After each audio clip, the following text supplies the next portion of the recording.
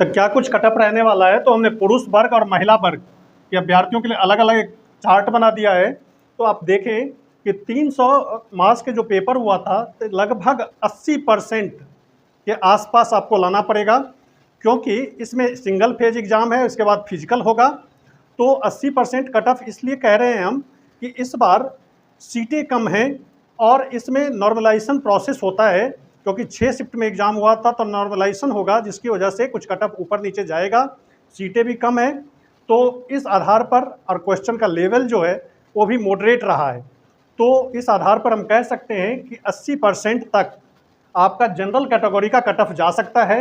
यानी 80% यदि हम कहें कि आसपास, तो 240 के आसपास, आर्थिक 24 240 के आसपास यदि आप हैं तो आप सेफ जोन में हैं। आप फिजिकल की तैयारी करना शुरू कर दीजिए।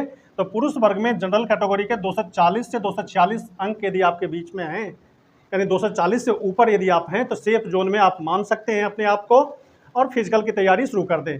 ओबीसी कैटेगरी में 236 से 242 के बीच में कटअप रहने की उम्मीद है, और ईडब्ल्यूएस में 232 से 238। एससी में यदि हम बात करें, एससी वर्ग के लिए 204 से 210 अंक यदि आप हासिल कर लेते हैं तो आप सेफ जोन में माने जा सकते हैं। ये संभावित है कट ऑफ, और इसी के आसपास रहने की संभावना है। पिछला जो आंकड़ा रहा है, पिछले एग्जाम का जो कट ऑफ रहा है, उसके आधार पर हम कह सकते हैं, क्योंकि सीटें इस बार पिछली की तुलना में काफ़ी कम है, तो इस आधार पर हम कह सकते हैं। तो सीटें कम है, अप्लीकेंट भी कम है, लेकिन क्वेश्चन मॉडरेट रहा है। बहुत सारे बच्चों को तकलीफ दिया होगा ये क्वेश्चन, तो इसलिए हम कह सकते हैं कि कट ऑफ कुछ ऊंचा ही रहने वाला है। एसटी वर्ग के लोगों के लिए 172 से 178, यदि इतने स्कोर आप कर पाते हैं तो आप सेफ जोन में मानिए। क्वेश्चन की बात करें तो 120 से 127 क्वेश्चन जिसने बना के आया होगा सही, क्योंकि इस बार निगेटिव मार्किंग नहीं था, तो बच्चों ने तुक्का भी लगाया होगा, तो 2-4 क्वेश्चन ऐसे ही बढ़ गए होंगे।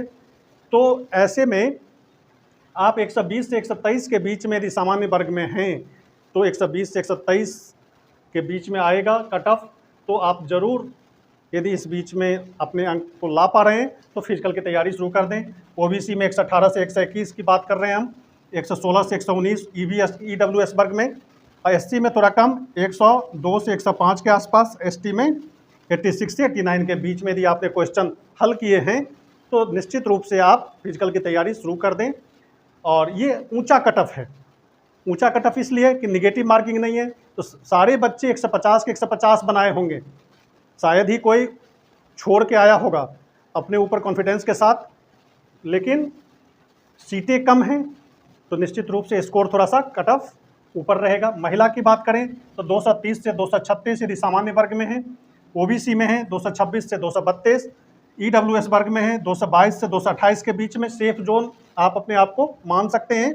यदि आपका स्कोर इस बीच में है तो आप सेफ जोन में हैं, आप फिजिकल की तैयारी शुरू करें।